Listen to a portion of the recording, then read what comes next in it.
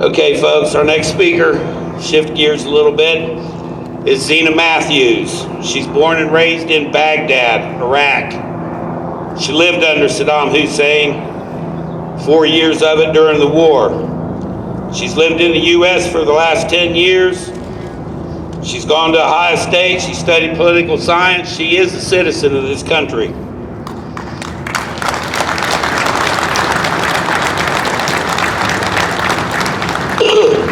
She knows what it's like to live under oppression and tyranny. And she's here today to talk to us about freedom. She studied political science because she wants to learn about the Constitution, what makes Zena great. Or I'm sorry, what makes the United States great. Yeah, Chucky. Okay, I'm glad I got that out of the way. I was afraid I was going to go the whole show without bobbling things up. I met Zena at a gun rally, and it was up at for the Students for Concealed Carry on campus at a Starbucks on High Street before they lost their mind. I taught her how to shoot, and let me just let her tell you about herself. Zena Matthews, ladies and gentlemen.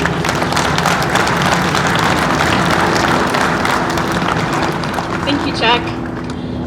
Good afternoon. I am honored to be given the opportunity to express how exceptional America is.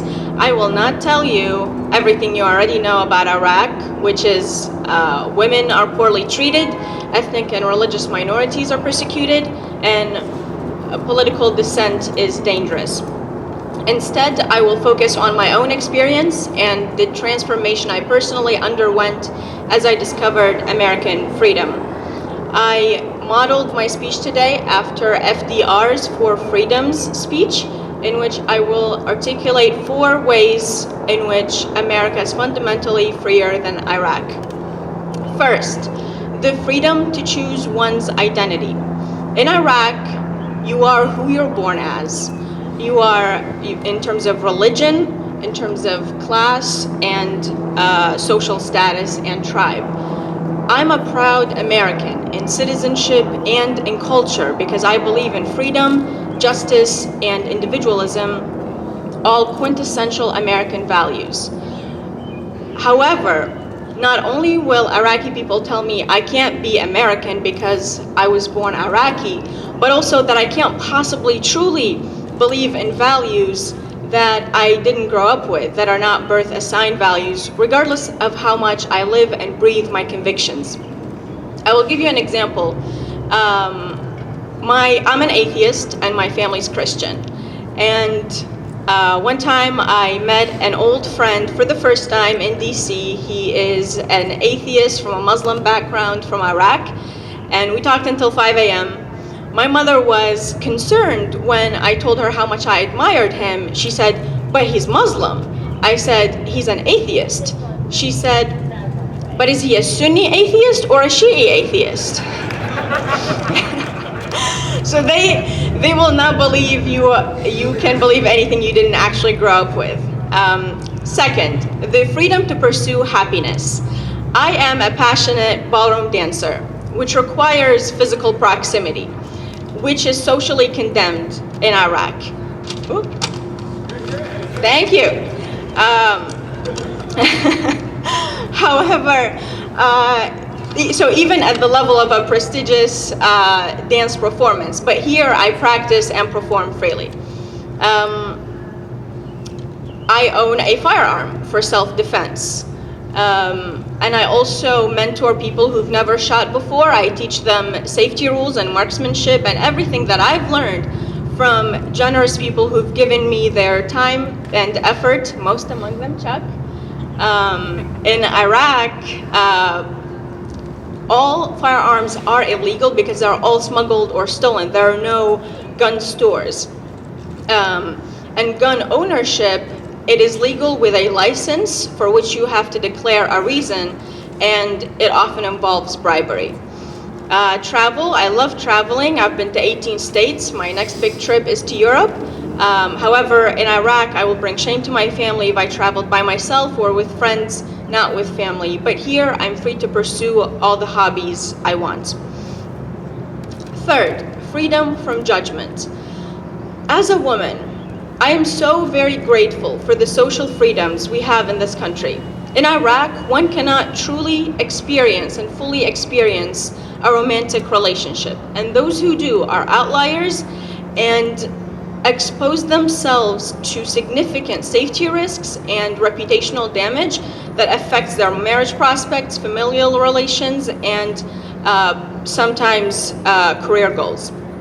I'll give you an example to show the extent this social shaming phenomenon goes.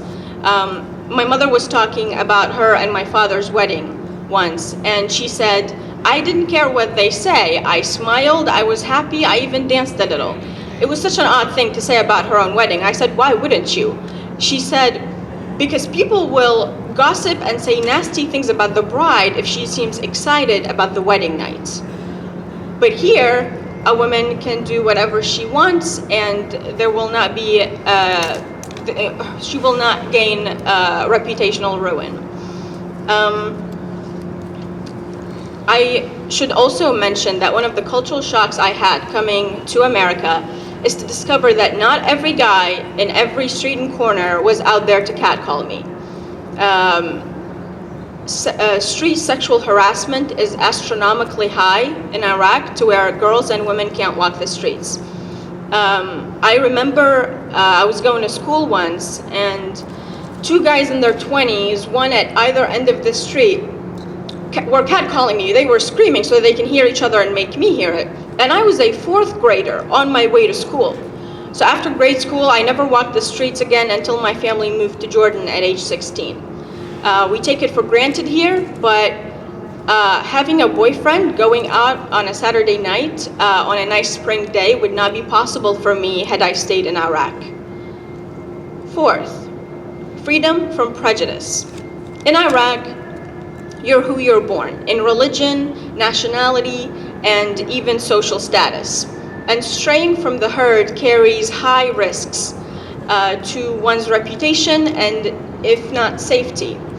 But we are all sold a stereotype. Everyone is. Americans are racist. But from where I'm standing, from my experiences and my observations of my friends and my family's experiences, Americans take you how you see and present yourself. I often hear from my friends, "Oh, I forgot you didn't grow up here," whenever I ask about a cultural reference, or "I forgot English is not your first language," whenever I ask the meaning of a word. I found that if I present myself as an individual, myself, not a member of any virtual tribe, be it race, gender, origin, or religion, I am taken exactly as such. And people don't make assumptions. Instead, most of them ask questions. I would like to leave you with this. We live in very polarized times. Every debate is black and white, including the immigration one. It's either open borders or walls and isolation. Nuance has not made it mainstream. I'm an immigrant. Coming here was the best thing that has ever happened to me, ever, and I will forever be grateful for it.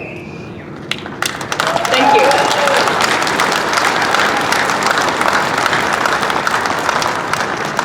I think it's wise and enriching and one of the highest American values that we accept, I see my brother, that we accept immigrants and integrate them, to select people who share our values and want the American dream. I will end with this. Before coming here, I was thirsty to come to America. And having arrived and lived here, I will be a fish out of water anywhere else. Thank you.